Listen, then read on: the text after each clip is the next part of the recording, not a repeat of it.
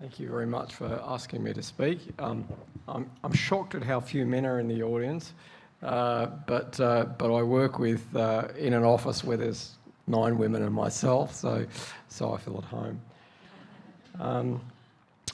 So I just wanted to acknowledge initially that this is a controversial topic, and I'm sure there are people in this room who aren't comfortable with voluntary assisted dying, and I would just like to say that I think that this has been introduced by and large a fairly confronting law and a confronting change in the way that we practice, and by and large there's been a lot of mutual respect between those who do support and oppose voluntary assisted dying.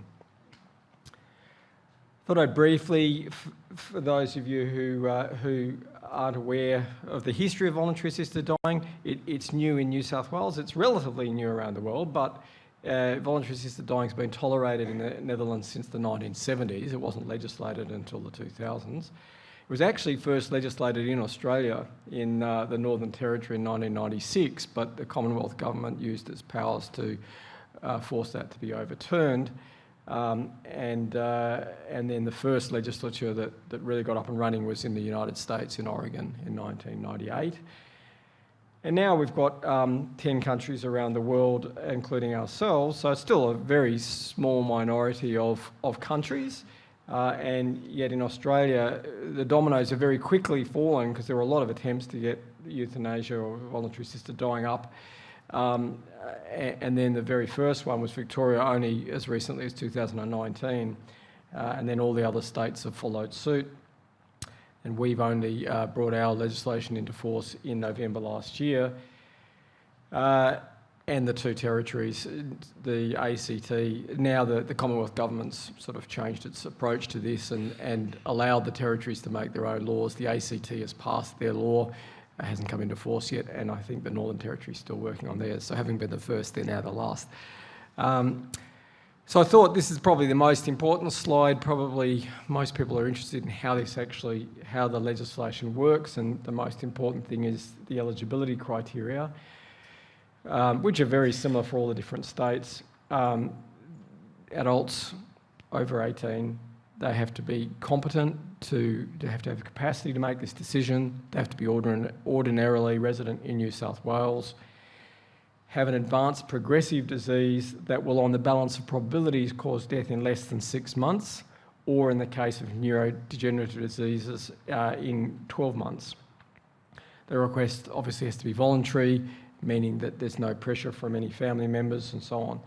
Probably the most important thing, and it's going to be an ongoing issue of debate, is how this works with dementia in particular, which is relevant to the last talk we've had, because a lot of elderly people, I think in particular, would like to fear more than anything losing their ability to think, their cognitive abilities, and would like to be able to say, I want this when I deteriorate.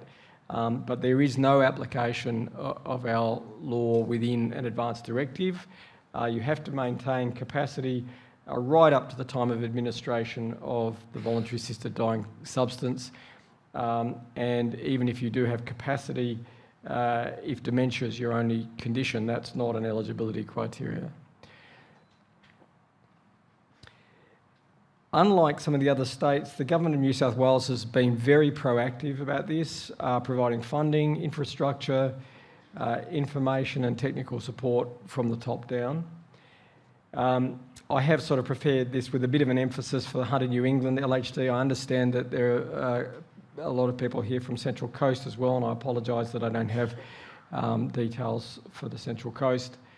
But we've been very lucky in Hunter New England that our own local health district has been very supportive of this and has provided good funding, which has allowed the setup of a public service based in our office at Wallsend.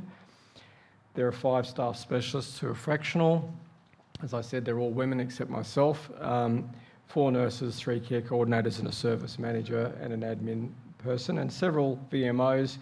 And one of our staff specialists and one of our VMOs are here today, I can see, at least, keeping an eye on me in the front row. And with this service, the level of funding we've got does allow us to see most patients in their home or local hospital, wherever they are when they make contact, which I think is a fantastically beneficial thing that's not been possible in many other states. But it does mean a lot of travel for those of us who work in what is a very large geographic local health district. A lot of GPs will have a first request and go, well, what am I supposed to do with this? And in fact, GPs don't really have to do much at all except direct their patient to an authorised voluntary assisted dying practitioner. Some patients will refer themselves because they've got the know-how, often through the New South Wales Voluntary Assisted Dying Care Navigator service. So if you Google voluntary assisted dying, one of the first things that will come up is the New South Wales site, which will direct people to a care navigator service and a number, which I'll actually put at the end of these slides. And if you ring that number, then they will say, oh, well, you're from Hunter, New England, and they'll direct you to our service, or else potentially to one of the GPs few GPs who have set up themselves as authorised practitioners. But there's no formal requirement of a referral, but so as a GP or a specialist, if you're aware of that number or aware of our office number, you can just point the patient in our direction. So there's still quite a small number of authorised practitioners in New South Wales. Most of them in our local health district are in our public service. The VMOs and staff specialists that I've already mentioned. There's one GP working in palliative care who is quite active in this and has a private funding model, and I'm aware of at least one or two other GPs who have done authorised training and a few others, and obviously they have the opportunity to do this for their own patients if they wish. And if anyone's interested in doing that, they can just apply to New South Wales Health and then complete a short period of training. The process is that an authorised doctor sees the patient and becomes a coordinating practitioner, assesses the patient's eligibility, and if they're eligible, refers them for a second doctor to see them, who conducts an identical interview. The patient completes a written declaration in front of two witnesses. The first doctor makes a third visit to hear the final request and make sure the patient hasn't changed his or her mind. The patient chooses whether they want to have this done intravenously or by self-administration of an oral preparation. An application is made to the Voluntary Assisted Dying Board, which is usually rubber stamped. The script is sent to a central pharmacy in North Sydney, although we're expecting to get the second pharmacy for the state to be in the Hunter shortly. The substances are delivered to the coordinating doctor if it's an intravenous practitioner administration, or to the patient if it's self-administration. And that if it's self-administration, the patient needs to have a contact person who's responsible for notifying of the patient's death and of disposing of any remaining drugs, or taking to a pharmacy for disposing.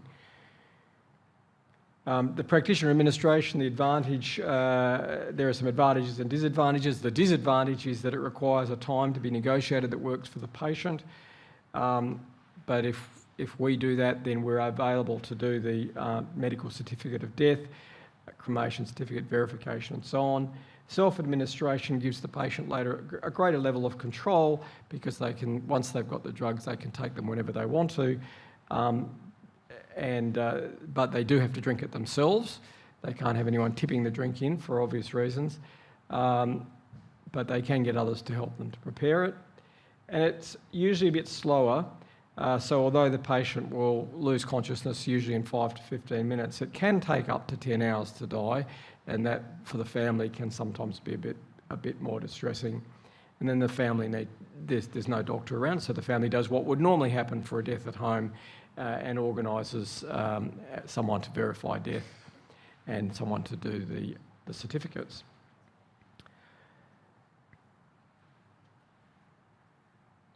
There are some specific provisions for conscientious objectors. I might just go a tiny bit over time if that's all right, because I know we're having a panel. I'll try not to waffle on. So individual conscientious objectors don't have to be involved in any way, except that they must continue to provide the usual services that they've been providing. And they're expected to document first requests, including the reason for refusing. Institutional conscientious objectors, like the Calvary Mater Hospital and some residential facilities, are not allowed to obstruct information and access, although they're allowed to organise transfer if that seems reasonable.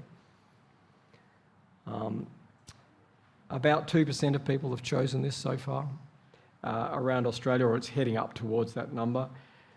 But of the number of people who contact us, probably 2 to 3 times the number of deaths would actually make a first contact.